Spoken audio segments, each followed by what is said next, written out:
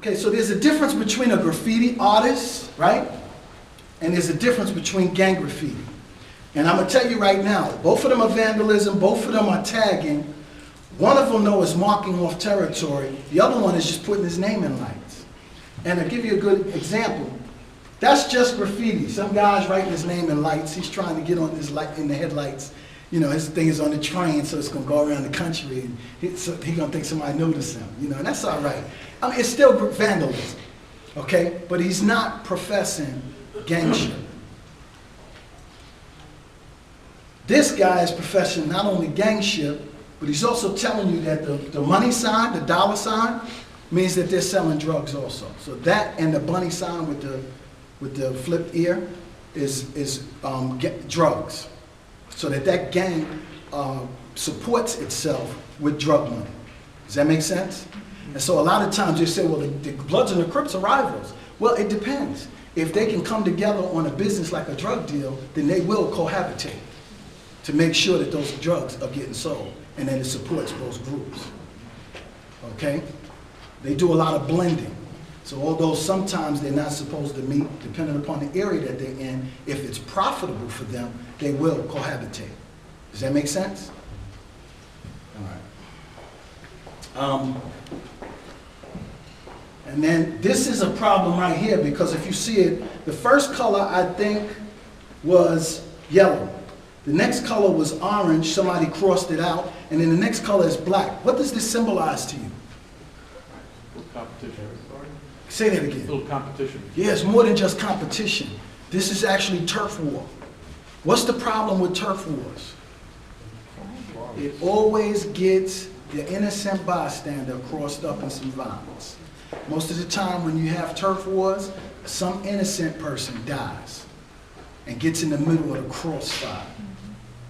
That's a problem. When you see stuff like this, that lets me know, ooh, not only do you have a gang problem, but you now get ready to have gang wars. And I don't know about you, but that's a scary sign for me. When I see stuff like this, I get,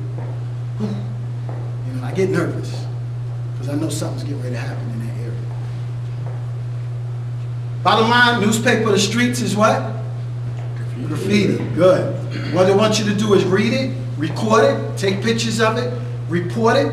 Gotta let the police know what's going on, and then remove it. Here's the key, guys. Please don't remove this stuff by yourself. Get a group of people together and then go out there and do it. There's safety in numbers. If you're just out there removing it yourself, you're putting yourself in a line of fire. Okay? So that's why it's important also to create a graffiti removal committee. Okay?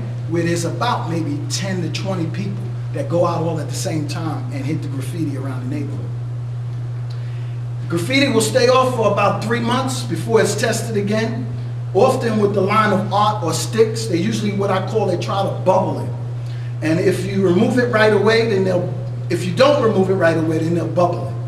If they bubble it, they're coming back to fill it in. Okay? And then if it's removed right away, it stays off for another 6 months. And they'll usually, if you are persistent in keeping that graffiti off, that graffiti won't come back for a while. Okay? So you gotta be persistent in what you're doing. Does that make sense? And I know, because I was in charge of community services, I used to go around New York City and take all of the graffiti off of certain buildings and houses and fences and stuff. What does that entail? I don't know. They didn't finish it. But you can tell it was removed, but Yeah, and they then removed put it back before. up. And so now So he if you came- leave it, Yeah. then they're going to fill it in some more and put some more stuff So up there. so he came back and bubbled it. So now he's waiting to see if you're going to remove it again. If they remove it, he won't come back. But if they don't come back, he's going to fill it in now, and he'll fill it in with the colors.